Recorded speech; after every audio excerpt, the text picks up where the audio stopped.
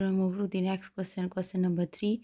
Question number 3 has the statement if A is invertible, then AB is equal to 0 and AB is equal to 0, then show that B is equal to 0. It is given that A is invertible plus AB is equal to 0. Two conditions are given, A is invertible and AB is equal to 0, and we have to prove that B is equal to 0.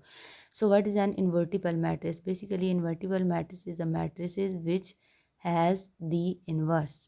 ऐसा matrix जिसका inverse हो या ऐसा matrix जिसका inverse possible हो उसे कहते हैं इन्वर्टिबल मैट्रिक्स। ठीक है, तो दो कंडीशन हमें गिवन है, तो हम लिख लेते हैं कि ए इन्वर्टिबल है। अगर ए इन्वर्टिबल है तो इसका मतलब क्या है कि ए का इन्वर्स एग्जिस्ट करता है। और सेकंड कंडीशन हमें क्या गिवन है कि A B is equal to 0 and we have to prove that B is equal to 0। So A inverse is equal to A B is equal to A inverse 0। ये कैसे आया relation? हमें given है कि A B is equal to 0 है। ठीक है, तो हमने ये वाली कंडीशन यूज़ कर ली। अब क्या है कि ए इन्वर्टिबल है, यानी ए का इन्वर्स एग्जिस्ट करता है। अगर ए का इन्वर्स एग्जिस्ट करता है तो फिर हम उसे यूज़ भी कर सकते हैं। तो हम यूज़ क्या करते हैं, ये जो इक्वेशन आई है इसके दोनों साइड पे ए इन्वर्स के साथ मल्टीप्लाई करवा लेते हैं। तो ए इन्वर्स के साथ दोनों साइड पे मल्टीप्लाई करवा लिया। अब मल्टीप्लाई करवाने के बाद जो एसोसिएटिव ला है वो होल्ड हुआ है। मैट्रिसेस के अंदर एसोसिएटिव ला होल्ड करता है, यानी ए बी को आप पहले मल्टीप्लाई करवाएं फिर उसको सी के साथ मल्टीप्लाई करवाएं, या पहले बी और सी को मल्टीप्लाई करवाएं फिर उसको ए के साथ मल्टीप्लाई करवाएं तो आंसर इक्वल आएगा। ठीक है, इसी तरह ये लिखा हुआ है कि ए इन्वर्स इंटू ए बी, हमने ए इन्वर्स को मल्टीप्लाई करवाया था तो यहाँ पे अब एसोसिएटिव ला लग गया, यानी ए बी को पहले मल्टीप्लाई करवा के ए इन्वर्स के साथ, या पहले ए इन्वर्स को एक साथ मल्टीप्लाई करवा के बी के साथ मल्टीप्लाई कराएं तो ये दोनों सेम होंगे। ठीक है, तो इसीलिए हमने ए इन्वर्स को ए के साथ लिख लिया ब्रैकेट के अंदर और बी को बाहर लिख लिया। इधर आ गया ए इन्वर्स इंटू 0 अपनी जगह पे, और साथ हमने मेंशन कर दिया कि हमने एसोसिएटिव लॉ लगाया है मैट्रिसेस का। अब ए इंटू ए इन्वर्स आई आ गया, I into B is equal to A inverse into 0, 0 multiply by any matrices is 0 matrix, और यहाँ भी आ जाएगा I multiply by B. I क्या आइडेंटिटी मैट्रिक्स है। आइडेंटिटी क्या होती है? आइडेंटिटी वो होती है जिसको किसी मर्जी नंबर के साथ मल्टीप्लाई करवाएं वही नंबर वापस आ जाएगा। तो मैट्रिसेस के अंदर भी आइडेंटिटी जो मैट्रिक्स होता है उसको जिस मैट्रिक्स के साथ भी मल्टीप्लाई करवाएं आंसर वही मैट्रिक्स आ जाएगा। तो यहाँ से हमारे पास बी इज इक्वल टू 0 आ गया।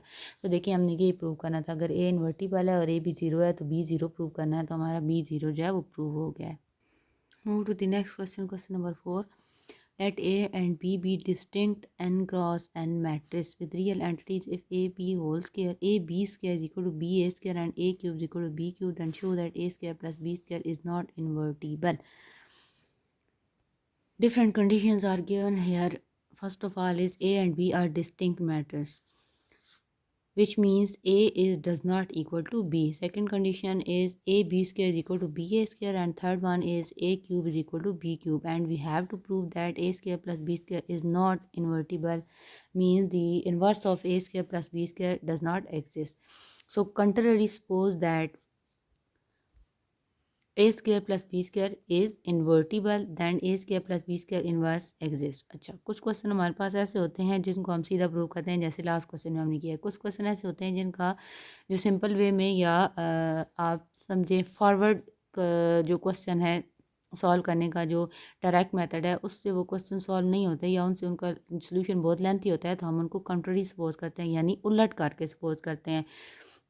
वैसे हम क्वेश्चन से सॉल्यूशन की तरफ जाते हैं तो उलट जो होता है उसमें हम सॉल्यूशन से क्वेश्चन की तरफ आते हैं और हम देखते हैं कि हमारा क्वेश्चन उस सॉल्यूशन पे सेटिस्फाई हो रहा है या नहीं हो रहा। तो हमें ये प्रूव करना था कि ए प्लस बी के A square plus B square non invertible है, यानी उसका इन्वर्स एग्जिस्ट नहीं करता। तो हमने ये सपोज कर लिया है कि उसका इन्वर्स एग्जिस्ट करता है, फिर हम चल के देखेंगे कि अगर उसका इन्वर्स एग्जिस्ट करता है और पीछे हम जाते जाएँ तो क्या ये क्वेश्चन की स्टेटमेंट ट्रू होती है इस पे या नहीं होती।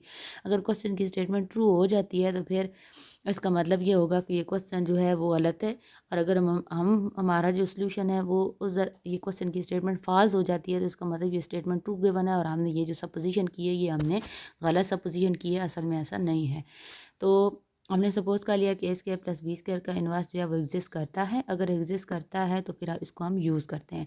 तो हम सबसे पहले लिखते हैं कि A minus B is equal to A minus B. ये इसी A minus B multiply by I. ये इसी तरह क्या है कि ए माइनस बी मैट्रिक्स जो है वो इक्वल है ए माइनस बी के, क्योंकि 2 इज इक्वल टू 2 या 1 इज इक्वल टू 1 होता है। तो उसी तरह हमने पहले ये लिख लिया, ठीक है, A minus B is equal to A minus B. अब हमने क्या किया, ए माइनस बी के साथ मल्टीप्लाई कर दिया आई।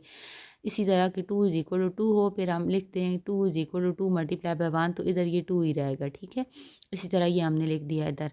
उसके बाद हमने क्या किया, ये ए माइनस बी अपनी जगह पे, अब आई की जगह हमने खोलना है मैट्रिक्स को, ठीक है। अब आई जो है, आई को हम लिख सकते हैं A into A inverse is equal to I, ठीक है। यानी किसी भी दो मैट्रिक्स अगर हैं, उनका एक दूसरे का इन्वर्स है, तो उनका सोल्यूशन आई होगा। तो हमने क्या किया, आई को खोल लिया इन मैट्रिक्स की फॉर्म में। ये आपका इंपॉर्टेंट स्टेप है, ठीक है। आई को हमने खोल लिया किस मैट्रिक्स की फॉर्म में, जिसके बारे में हमने कहा था उसका इन्वर्स एग्जिस्ट करता है। हमने कहा था कि इस मैट्रिक्स का इन्वर्स एग्जिस्ट करता है। अगर इसका इन्वर्स एग्जिस्ट करता है तो इसको इसके साथ मल्टीप्लाई करवाएंगे तो आंसर आई आएगा। यानी ए स्क्वायर प्लस बी स्क्वायर को ए स्क्वायर प्लस बी स्क्वायर के इन्वर्स के साथ मल्टीप्लाई करवाएं तो आंसर क्या आएगा, आई आएगा। तो आई की जगह हमने लिख लिया A square plus B square multiply by A square plus B square का इन्वर्स। अब इसके ऊपर इन्वर्स है, ये एज इट इज़ रखेंगे, इन दोनों को आपस में मल्टीप्लाई करवा लेंगे। ये सिंपल मल्टीप्लिकेशन है, A into A square, A into B square, B into A square, B into B square, साथ ये मल्टीप्लाई। अब जो वैल्यूज मल्टीप्लाई हो रही होंगी, A into A square A cube बन जाएगा, B into B square B cube बन जाएगा, ये बन जाएगा ए बी स्क्वायर और ये बन जाएगा बी ए स्क्वायर, ठीक है। ये बन जाएगा बी ए स्क्वायर, ये हमारे पास है ए बी स्क्वायर और मैंने इधर क्या लिखा है बी ए स्क्वायर। वो किस लिए कि हमारे पास जो इक्वेशन नंबर 1 गिवन थी, कंडीशन नंबर 2 उसमें था ए बी का स्क्वायर जो है वो बी ए के स्क्वायर की इक्वल है। तो ए बी के स्क्वायर की जगह मैंने पुट कर दिया बी ए का स्क्वायर, ठीक है। तो इस वजह से ये दोनों क्या हो जाएंगे, आपस में कैंसिल आउट हो जाएंगे। तो ये रह जाएगा ए क्यूब माइनस बी क्यूब। अब हम क्या करेंगे, नेक्स्ट कंडीशन यूज़ करेंगे। नेक्स्ट कंडीशन हमारे पास क्या है कि ए का क्यूब बी के क्यूब के इक्वल है। अगर ए का क्यूब बी के क्यूब की इक्वल होगा तो फिर हम यहाँ पे पुट कर देंगे ए क्यूब की जगह B cube. B cube put करने से अगेन ये दोनों सेम वैल्यूज हो गई, कैंसिल आउट हो गई। ये रह गया 0 multiply by A square plus B square whole inverse. अब 0 इसके साथ मल्टीप्लाई हो रहा है, 0 जिसके साथ मल्टीप्लाई हो रहा है उसे 0 कर देता है, तो ये आ जाएगा 0। तो इधर बन जाएगा हमारे पास ए माइनस बी इस तरफ जा रहा था, A minus B is equal to 0। यहाँ से अगर हम देखें तो A minus B is equal to 0 है, हमें ए की वैल्यू चाहिए। तो हम क्या करते हैं, बी को इधर ला के ऐड कर लेते हैं, या दोनों साइड पे बी मैट्रिक्स को ऐड कर देते हैं। दोनों साइड पे बी मैट्रिक्स को ऐड करने से ये कैंसिल आउट हो जाएगा, ए इज इक्वल टू बी आ जाएगा। देखें ये हमारी कॉन्ट्रडिक्शन आ गई। ए इज इक्वल टू बी का मतलब क्या है, ए और बी दोनों सेम मैट्रिक्स हैं, बट हमें क्वेश्चन में गिवन था कि ए और बी डिस्टिंक्ट मैट्रिक्स है, यानी दो एक दूसरे से डिफरेंट मैट्रिक्स हैं। तो यहाँ पे हमारे पास क्वेश्चन की स्टेटमेंट फॉल्स हो गई, कॉन्ट्रडिक्शन आ गई। और क्वेश्चन स्टेटमेंट फॉल्स इसलिए हुई क्योंकि क्वेश्चन में उसने गिवन किया था कि इसका इन्वर्स एग्जिस्ट नहीं करता, जबकि हमने सपोज किया था कि इसका इन्वर्स एग्जिस्ट करता है। तो हमारी जो सपोजिशन है वो रॉन्ग हो गई। तो इस वजह से जो क्वेश्चन की स्टेटमेंट है वो ट्रू है, तो हम लिख देंगे कि ये कॉन्ट्रडिक्शन है उस सपोजिशन के, क्योंकि ए और बी डिस्टिंक्ट हैं और हमारे सेम आ गए हैं। इस वजह से जो ए स्क्वायर प्लस बी स्क्वायर है वो नॉन इन्वर्टिबल है, वो इन्वर्टिबल मैट्रिक्स नहीं है, उसका इन्वर्स एग्जिस्ट नहीं करता।